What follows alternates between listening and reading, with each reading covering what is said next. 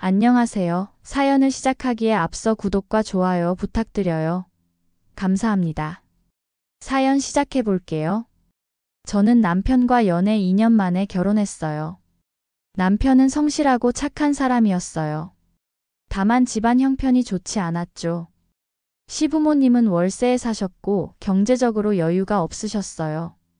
하지만 저는 그게 큰 문제라고 생각하지 않았어요. 우리 둘이 열심히 살면 된다고 생각했으니까요. 결혼 준비를 하면서 시댁에서 먼저 말씀하셨어요. 형편이 안 되니 지원해 줄 게 없다고요. 저희 친정은 그나마 형편이 괜찮은 편이었습니다. 부모님이 동네에서 갈비집을 꽤 크게 하고 계셨거든요. 그런데 시댁에서 지원 없다고 하시길래 저도 당연히 우리 힘으로 시작하는 게 맞다고 생각했어요. 그래서 친정 부모님한테도 도움 안 주셔도 된다고 말씀드렸죠. 그런데 이상하게도 시부모님, 특히 시어머니는 계속 제게 물으셨습니다. 친정에서는 딸 시집 보내면서 뭐 해준다는 얘기 없냐고요. 처음엔 그냥 궁금해서 물으시는 줄 알았어요. 근데 자꾸 물어보시는 거예요. 우리 힘으로 하기로 해서 친정에도 그렇게 말했다고 하니까 시어머니 표정이 확 굳더라고요. 그러시더니 도와준다는데 왜 거절하냐고, 왜 그렇게 미련하냐고 하시는 거예요. 솔직히 기분이 좋진 않았어요. 결국 우리는 전세 작은 집에서 시작했어요. 둘 다 직장이 있었으니 맞벌이로 열심히 살면 되겠다 싶었죠. 남편은 중견기업 다녔고 저는 공기업에 다녔습니다. 월급은 둘 다 그럭저럭 괜찮았어요. 그런데 결혼 생활을 시작하고 나서 문제가 보이기 시작했어요. 남편이 외동아들이었어요. 시어머니는 아들한테 집착이 심하셨죠. 결혼하고 한 달도 안 돼서 시어머니께서 집 보일러가 고장났는데 고칠 돈이 없다고 하셨어요. 남편이 그날 바로 80만 원을 보내드렸어요. 그게 시작이었습니다. 한 달에 한두 번씩은 꼭 연락이 왔어요. 매번 이유는 달랐지만 결과는 같았습니다. 우리 통장에서 돈이 나갔죠. 저는 남편한테 말했습니다. 우리도 살기 빠듯한데 이렇게 계속 드릴 순 없다고요.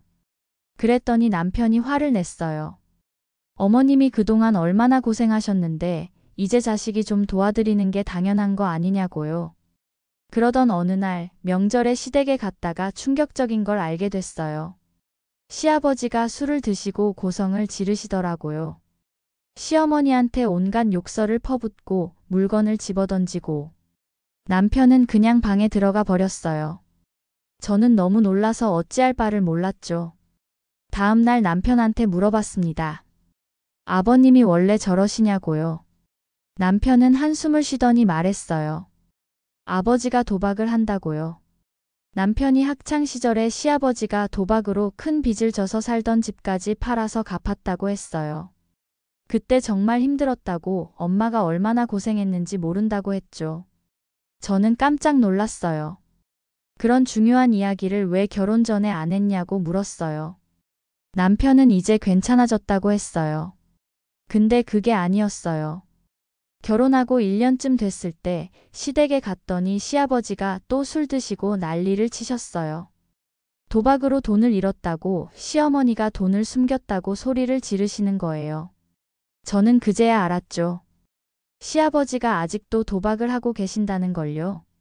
시어머니가 안쓰러워 보이기도 했어요. 근데 이상하게도 시어머니는 그 화풀이를 저한테 하셨어요. 며느리가 살림을 잘해야 남편이 밖에서 헛물 안 먹는다. 친정에서 뭘 배워왔냐. 맞벌이 하면서 애는 언제 낳을 거냐. 만날 때마다 잔소리였어요. 시아버지한테 당하신 스트레스를 저한테 푸시는 것 같았죠. 저는 점점 시댁 가는 게 싫어졌어요. 시아버지는 일을 안 하셨어요. 젊었을 때 공사판에서 일하시다가 다치셨다고, 그 후로는 일을 못 하신다고 했어요. 시어머니는 가끔 지인 가게에서 불러주면 하루 일당 받고 일하셨죠. 그게 다였어요. 그래서 매달 우리한테 손을 벌리셨어요. 당연히 남편은 거절을 못했고요. 저는 남편이 답답했어요. 효도하는 건 좋은데 우리 생각은 안 하는 것 같았어요. 그렇게 우리는 시댁 문제로 자주 싸우게 됐어요. 결혼 3년 차에 임신을 했어요. 기뻤죠. 근데 시어머니 반응이 이상했어요. 이제 회사는 그만둬야 하는 거냐고 하시는 거예요. 저는 당연히 육아휴직 쓸 거라고 했습니다. 그랬더니 시어머니가 표정이 안 좋아지시더라고요. 육아휴직하면 돈이 줄어드는 거 아니냐고 물으셨어요. 임신 중에도 막달까지 일했어요. 경제적으로 여유가 없었으니까요. 그리고 출산 후 육아휴직을 했어요. 그런데 시어머니는 마음에 안 들어 하셨어요. 아이가 태어나고 정신없이 지냈어요. 육아는 생각보다 훨씬 힘들었어요. 그래도 아이 얼굴 보면 행복했죠. 육아휴직 1년이 끝나갈 무렵 복직 준비를 시작했어요. 아이를 어린이집에 보내야 했어요. 그런데 시어머니가 또 난리였어요. 애를 그렇게 어릴 때 어린이집에 보내냐고 애가 불쌍하다고 하셨어요.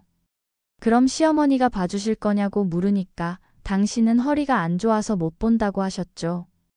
그러면서 친정에서는 뭐 하냐고 하시는 거예요. 친정 부모님한테 애 봐달라고 하라고요. 저는 황당했습니다. 저희 부모님은 아직도 두 분이 갈비집을 운영하세요. 동네에서 꽤 장사가 잘 되는 편이라 항상 바쁘십니다. 점심시간, 저녁시간엔 정신이 없으시죠.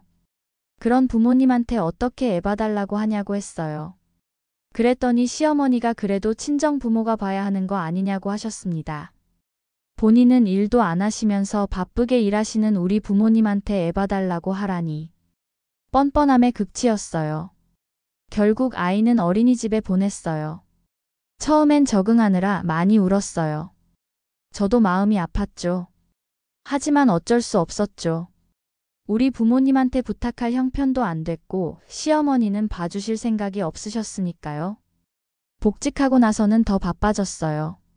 아침에 아이 어린이집 보내고 출근하고 퇴근하면 아이 데리러 가고 저녁 먹이고 재우고 주말에도 밀린 집안일 하느라 정신이 없었어요. 그런데도 시댁에서는 계속 돈을 요구했어요. 어느 날은 시어머니가 친구분들과 친정식당에서 식사를 하셨다고 했어요. 그런데 다 드시고 나서 시어머니가 지갑을 깜빡했다고 다음에 드린다고 하셨다는 거예요. 당연히 부모님은 괜찮다고 하셨어요. 근데 저는 기분이 너무 나빴습니다. 한두 번이 아니었거든요. 그렇게 가실 거면 미리 말씀을 하시든가 아니면 나중에라도 식대를 보내주시든가 해야 하는 거 아닌가요? 그런데 그 후로 아무 연락도 없으셨어요. 한 번은 남편한테 얘기했어요. 어머니가 우리 부모님 식당에서 식사하시고 계산 안 하고 가셨다고 나중에라도 보내드리는 게 맞지 않냐고요. 그랬더니 남편이 어이없다는 표정을 짓더라고요. 가족끼리 무슨 돈을 받냐고 하더군요. 저는 할 말을 잃었어요. 그 일이 한두 번이 아니었습니다. 시어머니는 한 달에 한 번씩은 친구분들 데리고 친정식당에 오셨어요. 매번 서비스 달라고 하시고 또 지갑 깜빡했다고 하시거나 아니면 사돈댁인데 무슨 돈을 내냐고 하시면서 안 내고 가셨죠. 부모님은 계속 괜찮다고 하셨지만 저는 너무 창피하고 죄송했습니다. 그렇게 시간이 흘러 아이가 7살이 되었어요. 저희는 학군이 좋은 곳으로 이사를 결정했죠. 10년 동안 정말 열심히 돈을 모았거든요. 오직 집 마련을 위해 모았어요. 그런데도 조금 부족했습니다. 마음에 드는 아파트가 있었는데 돈이 좀 모자랐지만 다행히 친정 부모님이 7천만 원을 보태주셨어요. 드디어 저희에게도 집이 생겼죠. 구축이고 24평으로 작은 평수였지만 정말 좋았어요. 진짜 우리 집이 생긴 거였으니까요. 10년 동안의 고생이 보상받는 기분이었어요. 그런데 그 행복은 1년도 가지 못했어요. 어느 날 남편한테 전화가 왔어요. 시댁에서 연락이 왔다고 당장 가야 한다고 했어요. 저는 불안한 마음으로 남편과 함께 시댁으로 갔어요. 시댁에 도착하니 분위기가 심상치 않았어요. 시어머니는 울고 계셨고 시아버지는 보이지 않았죠. 시어머니가 울면서 말씀하셨어요. 집주인한테서 연락이 왔는데 시아버지께서 보증금을 빼갔다고 하셨어요. 이야기를 들어보니 시댁은 월세 보증금 4천만 원인 집에 살고 계셨어요. 꽤 오래 사셔서 집주인과도 친분이 있는 사이였죠. 그런데 한 달 전쯤 시아버지가 집주인한테 급하게 연락했다고 합니다. 손주가 아파서 수술을 해야 하는데 수술비가 급하게 필요하다고 보증금 좀 빼달라고 했대요. 집주인은 오래 알고 지낸 사이라 흔쾌히 보증금을 돌려줬답니다. 그리고 한 달 후인 지금 집주인이 시어머니한테 전화를 한 거예요. 손주 수술은 잘 됐냐고 물으면서요. 시어머니는 그제야 알았던 겁니다. 보증금이 나간걸요. 그런데 시아버지는 집주인한테 거짓말까지 하면서 보증금을 빼서 도박을 한 거였죠. 저는 아이 수술 얘기를 듣고 소름이 돋았습니다. 우리 아이 얘기를 그렇게 이용했다는 게 너무 충격적이었어요. 시어머니는 계속 우셨어요. 이제 어떻게 하냐고 당장 다음 달이면 집에서 나가야 한다고요. 집주인이 화가 나서 당장 나가라고 했대요. 거짓말까지 해가며 보증금 빼간 것도 모자라 한 달 안에 다시 주겠다던 보증금을 못 주게 되었으니 당연한 결과였죠. 그런데 남편이 다음 날 우리 집을 부모님한테 드리면 어떻겠냐고 하는 거예요. 저는 잘못 들은 줄 알았어요. 그런데 남편은 진지했어요. 우리 집을 부모님한테 드리고 젊은 우리가 월세부터 시작하자고요. 우린 젊고 둘 다 직장도 있으니 10년만 바짝 모으면 다시 집 마련할 수 있다고 하더군요. 저는 어이가 없었어요. 10년 동안 열심히 모아서 친정 도움까지 받아서 장만한 집인데 그걸 주자니요? 게다가 우리한테는 아이까지 있는데 저는 단호하게 말했습니다.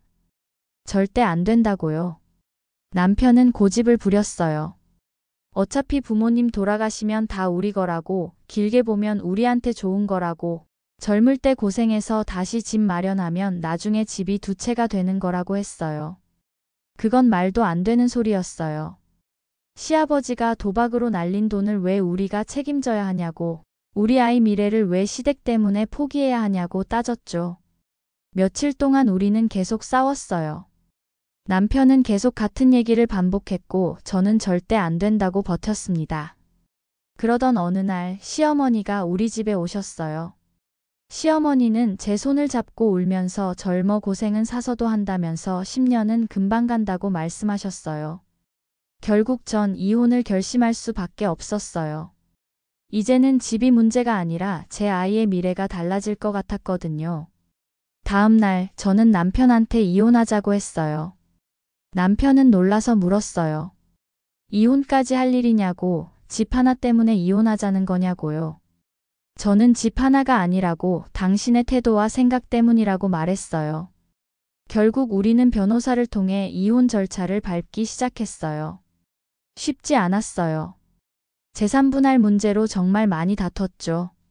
남편은 집을 팔아서 반반 나누자고 했어요. 저는 친정에서 보탠 7천만 원은 빼야 한다고 주장했죠. 결국 법원 조정을 거쳐 합의를 봤어요. 집을 팔고 친정에서 보탠 7천만 원을 먼저 빼고 나머지를 반반 나누기로 했어요. 이혼 후 저는 아이와 함께 전세집을 구했어요. 남편은 재산 분할로 받은 돈으로 시댁집을 얻어들였더라고요. 저는 씁쓸했지만 놀랍지는 않았어요. 예상한 일이었으니까요. 이혼하고 나서 처음 몇 달은 힘들었습니다. 아이가 아빠를 보고 싶어 했고 저도 혼자 아이를 키우는 게 쉽지 않았어요. 시간이 흘러 지금은 이혼한 지 4년이 됐어요. 아이는 씩씩하고 밝게 자라고 있어요. 지금도 한 달에 한 번씩은 남편을 봅니다. 어느 날 남편이 시부모님 얘기를 하더라고요. 재산 분할해서 준 돈으로 집 얻어들였는데 시아버지가 또 도박을 했답니다. 이번엔 보증금을 뺄 수는 없었는지 사채까지 썼다고 하더군요. 하루가 다르게 늘어나는 이자 때문에 결국 남편이 다 갚을 수밖에 없었다고 했어요. 결국 남편은 저와 이혼하며 나눠 가진 전 재산을 다시 시아버지 도박빚 갚는데 탕진한 거죠. 결국 시어머니도 더 작은 집으로 옮겼고 시아버지는 이제 집에도 거의 안 들어오신다고 하더군요. 돈 필요할 때나 들어와 시어머니를 괴롭히는 모양이에요.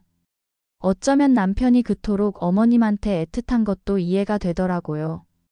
오히려 그럼에도 시아버지와 이혼하지 않는 시어머니가 더 이해가 안 되고요.